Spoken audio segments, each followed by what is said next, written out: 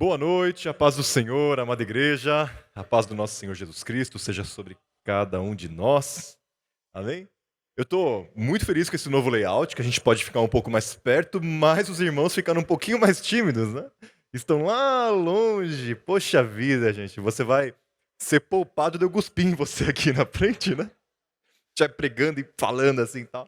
Os irmãos daqui vão, né, aproveitar disso um pouco mais, né? Cara. Gente, muito bom estar com vocês mais essa noite. Você que nos visita, seja muito bem-vindo. Que alegria, quanta gente nova, né?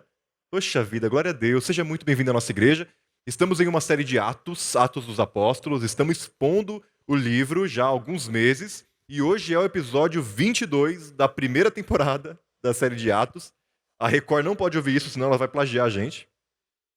Então, se você que está aqui, seja muito bem-vindo. Estamos no capítulo 9, no final do capítulo 9 de Atos dos Apóstolos. Abra sua Bíblia comigo, Atos capítulo 9. Vamos ler juntos aqui o que nos diz a palavra do Senhor nessa noite. Atos 9, nós vamos ler o versículo 32 até o 35 da palavra de Deus. A minha versão é NAA, Nova Almeida Atualizada. Isso é importante, eu vou explicar o porquê lá na frente. Tem uma diferenciazinha aqui na tradução de um versículo que faz toda a diferença para nós. Então você pode acompanhar no telão, caso você não tenha essa versão aí na sua mão. Diz assim a palavra do nosso Deus. Passando Pedro por toda parte, foi também visitar os santos que moravam em Lida. Encontrou ali certo homem chamado Enéas, que havia 8 anos jazia de cama, pois era paralítico. Pedro lhe disse: Enéas, Jesus Cristo cura você. Levante-se, arrume a sua cama. Ele imediatamente se levantou. Todos os habitantes de Lida e da região de Saron viram Enéas e se converteram ao Senhor. Amém?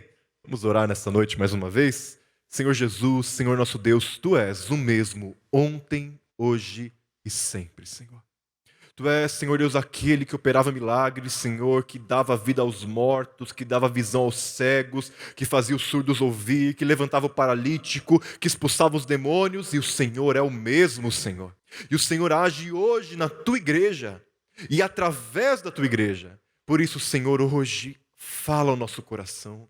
Senhor, nos encoraja, nos empodera, Senhor. Abre os nossos ouvidos, Pai, que não sejam apenas palavras, Senhor, que não seja apenas conhecimento, mas seja poder do Espírito Santo, porque o Evangelho de Deus é pregado em poder. Fala conosco, Pai, nessa noite, em nome de Jesus. Amém. Amém. Meus irmãos, se nós pudéssemos resumir essa nossa mensagem de hoje, seria em uma frase: Jesus Cristo é o mesmo ontem, hoje e sempre.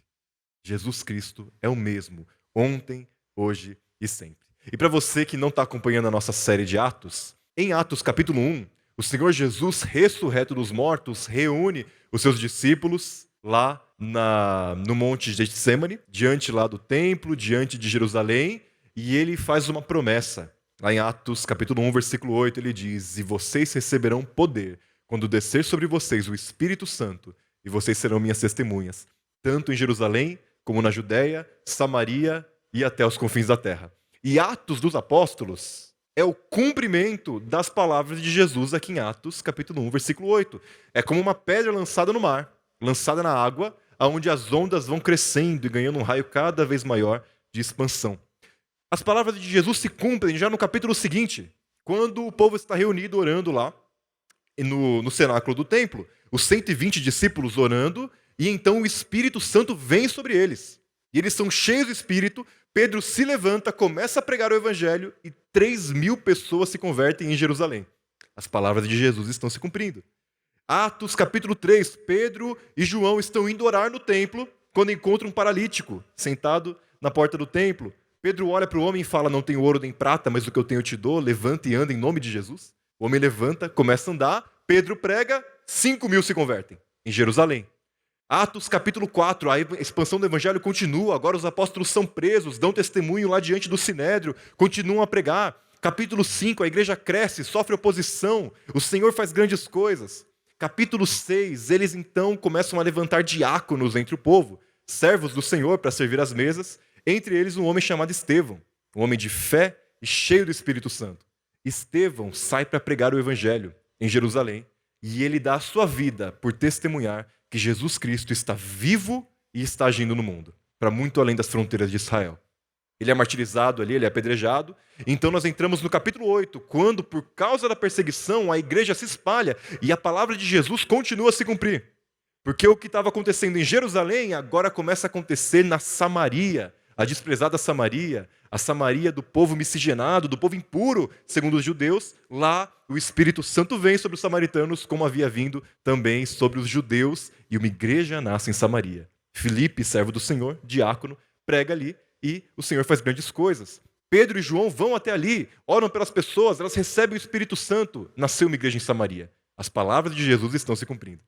Mais um pouco nós vamos andando e o Filipe encontra um eunuco no meio do caminho. O Senhor leva ele até ali. O eunuco se converte, é batizado. Agora o evangelho está indo para a África, para as nações, para a Etiópia. As palavras de Jesus estão se cumprindo. Então a câmera volta para um fariseu chamado Saulo de Tarso, perseguidor da igreja. Esse Saulo está indo em terra estrangeira, porque o evangelho já estava alcançando terra estrangeira. Para perseguir os cristãos, fazendo isso, o que acontece? De repente, no meio do caminho, uma luz brilha sobre os seus olhos. E ele vê Jesus, vivo, ressurreto. E Jesus diz: Saulo, Saulo, por que você me persegue? Dura coisa é você lutar contra os aguilhões. Saulo se converte ao Senhor Jesus, é curado por Ananias da sua cegueira. Então ele começa a pregar o evangelho em Damasco. De Damasco ele vai para Jerusalém. Em Jerusalém ele tem lá o ministério de pregação do evangelho e de edificação da igreja, até que ele tem que ser retirado de Jerusalém. E quando ele é retirado de Jerusalém, por causa da perseguição, e ele volta à sua terra, a Tarso, o texto nos diz que a igreja tem paz. Paz, edificação, comunhão, crescimento no Espírito Santo, como o pastor Daniel pregou na semana passada. É aí que termina a nossa série de Atos até então. E é daqui que continua. A câmera agora da nossa série se volta a Pedro. Volta-se a Pedro. E agora o texto vai nos narrar 2 milagres feitos por Pedro, que são uma imitação do ministério de Jesus, no bom sentido. Pedro está fazendo exatamente o que viu Jesus fazer. Por quê? Porque Jesus age através da igreja. Jesus está vivo, atuando através de mim e de você. Jesus está vivo e alcançando as pessoas através do seu povo, da sua igreja. E isso vai ser demonstrado através do ministério do apóstolo Pedro. 3 coisas muito importantes aqui. Eu vou pedir para você fazer uma coisa super brega agora. Eu odeio que façam comigo, eu vou fazer com você, só porque eu posso. Olha para o irmão que está do seu lado. Você vai repetir essas 3 palavrinhas comigo. Porque todo milagre na Bíblia, todo milagre no texto bíblico, ele tem 3 pilares. Eu vou pedir para você repetir comigo esses 3 pilares. Primeiro, todo milagre na Bíblia aí você repete para o seu irmão, histórico. Histórico, muito bem. Em segundo lugar, todo milagre na Bíblia é redentivo. Redentivo, é isso aí. Em terceiro lugar, todo milagre na Bíblia é escatológico.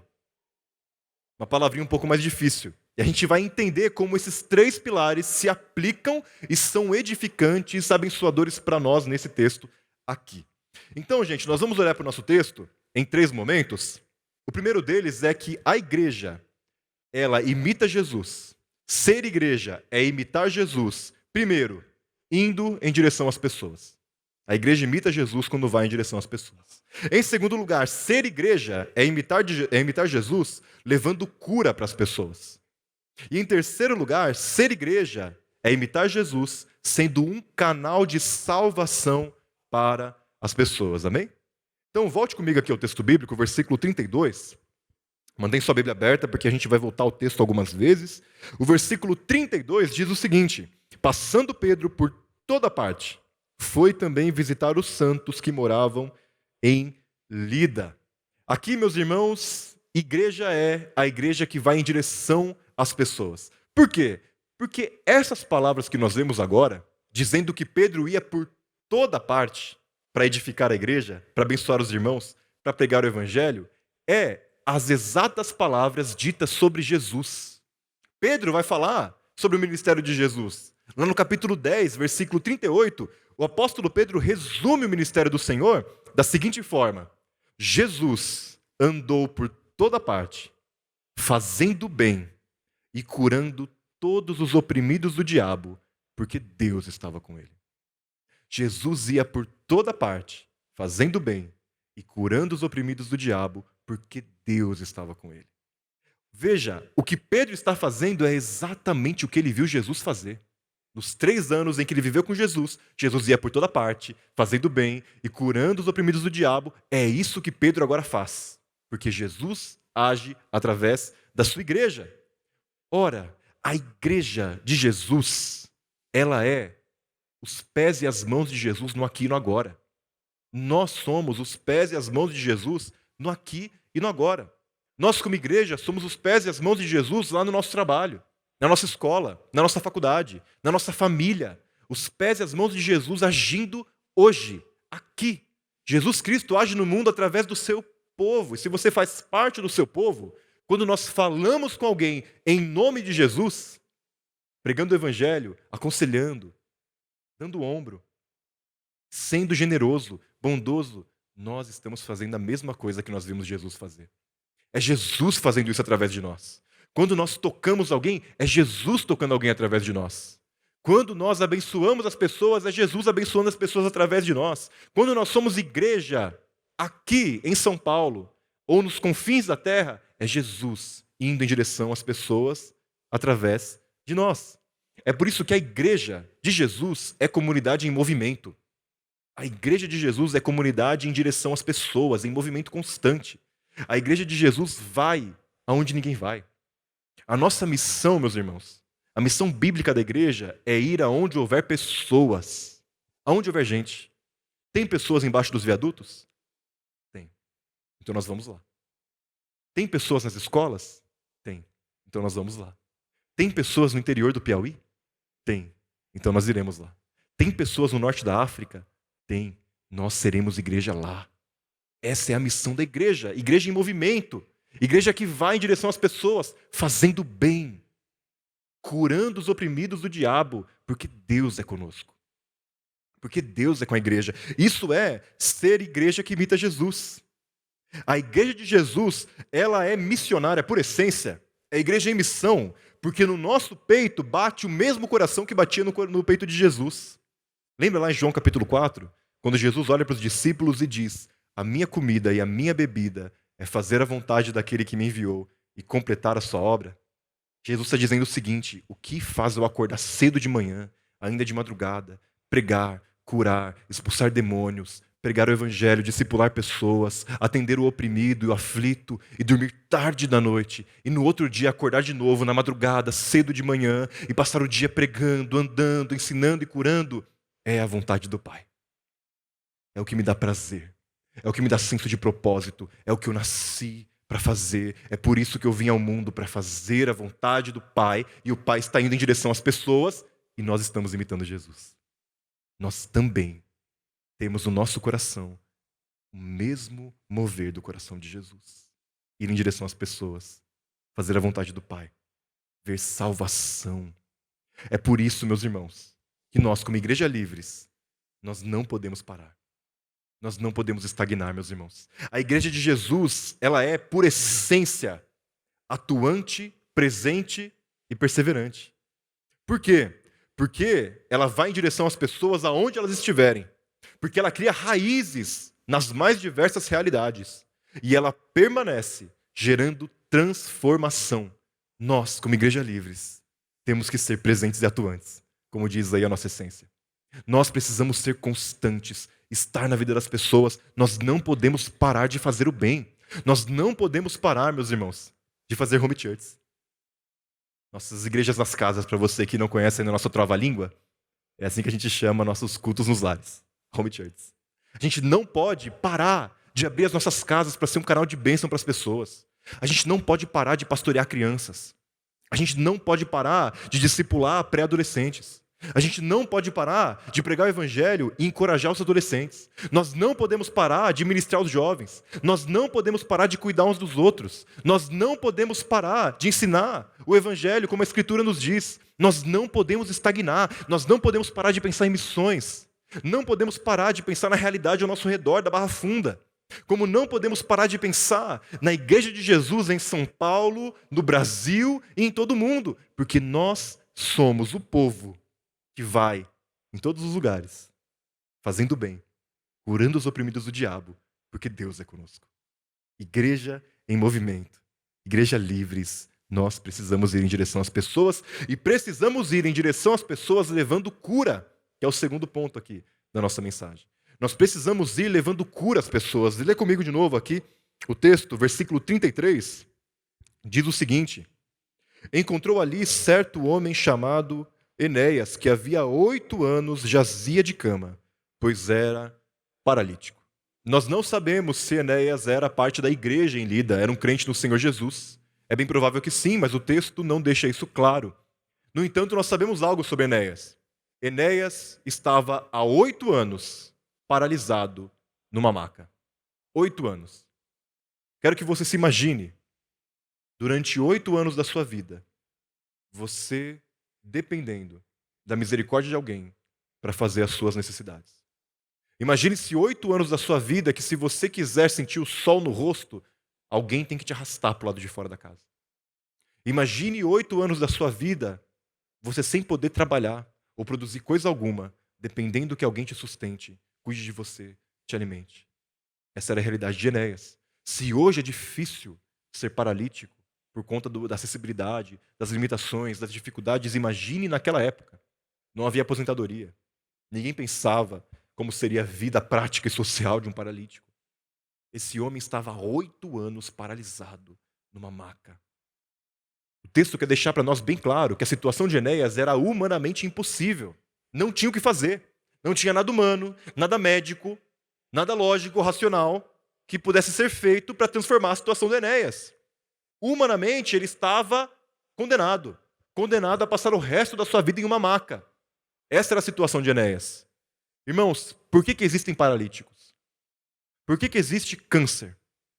Por que existe diabetes? Por que existe gente com falência nos rins que tem que fazer hemodiálise? Por que as doenças existem?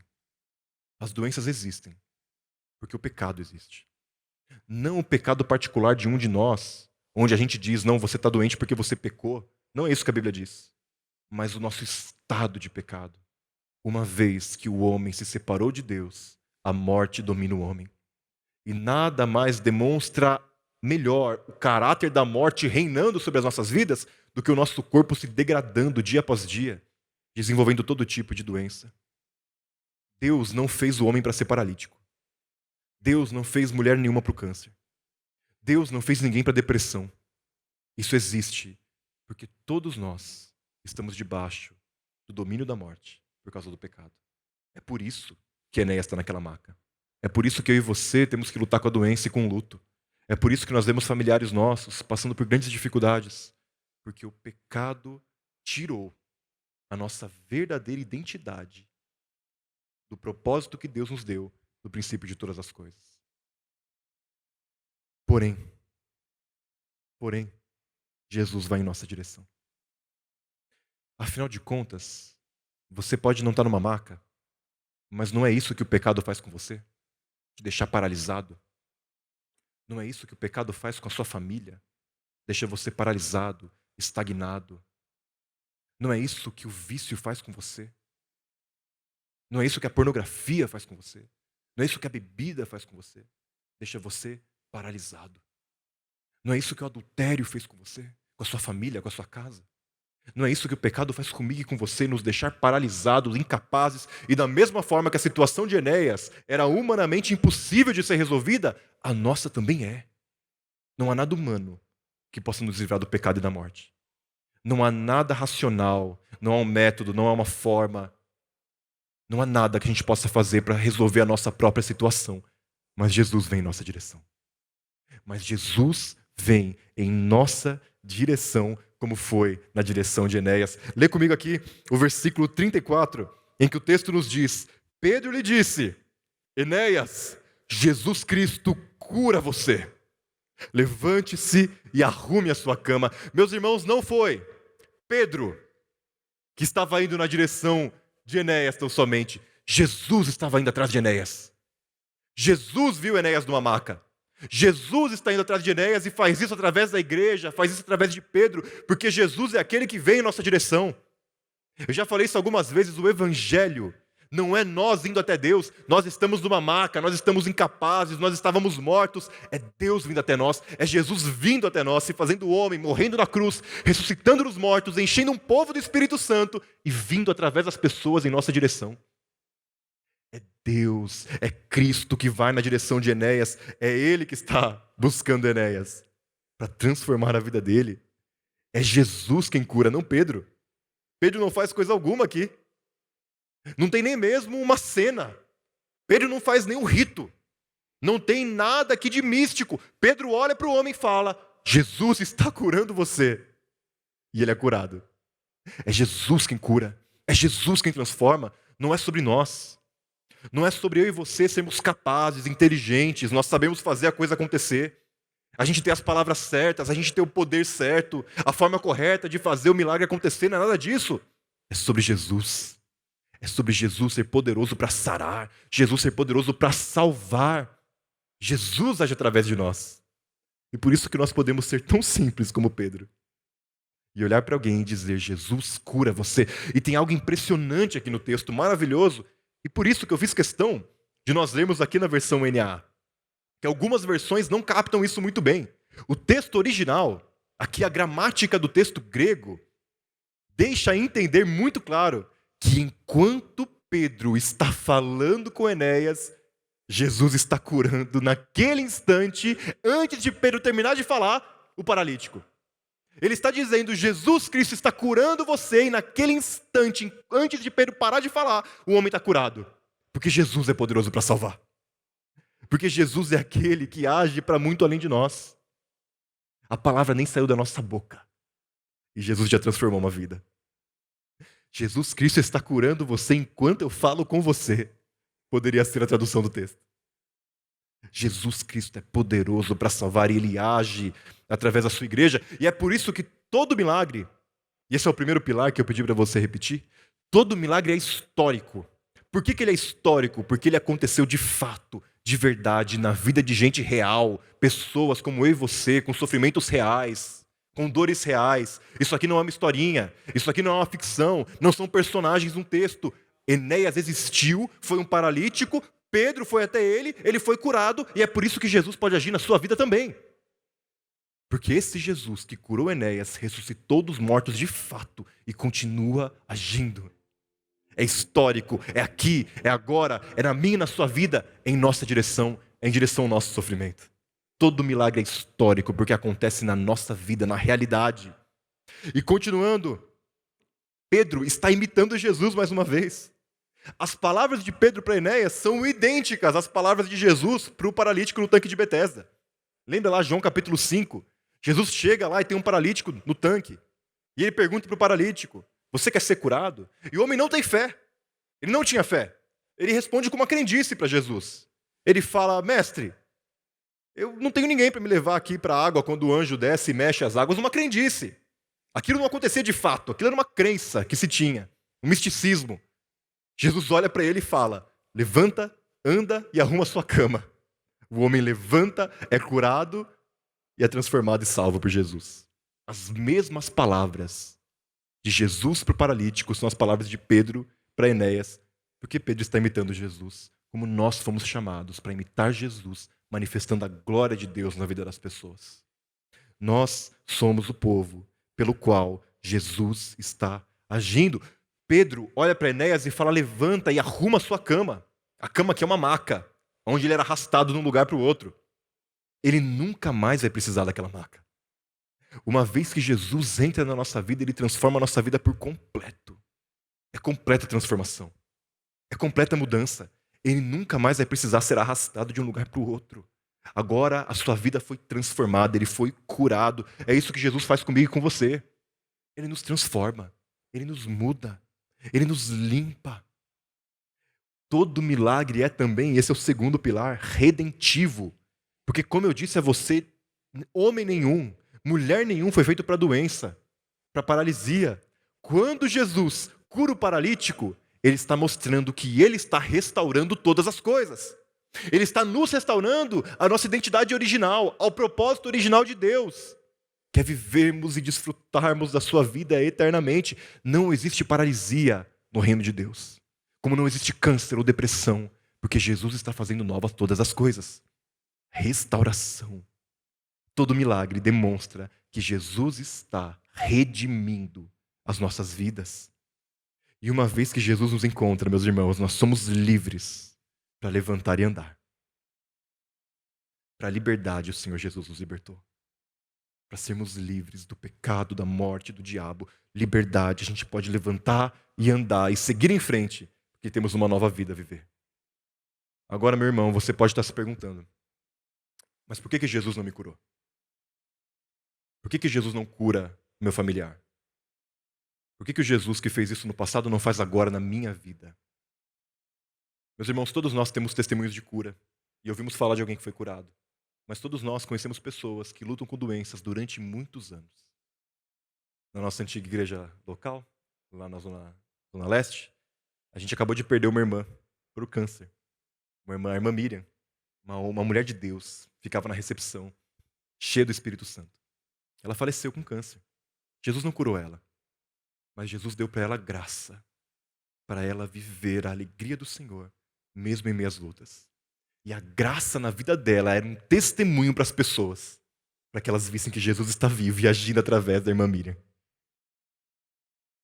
Meus irmãos, Jesus pode não te curar, mas Ele pode te dar graça para que você persevere em meio ao sofrimento e continue testemunhando de que Ele é vivo, porque isso é um milagre.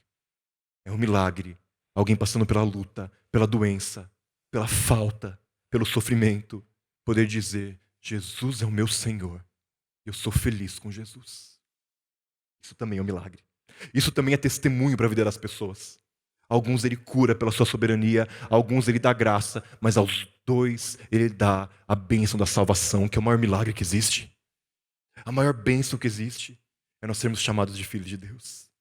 Porque todo milagre também é escatológico. O que isso significa? Escatológico, escatologia, significa os tempos do fim.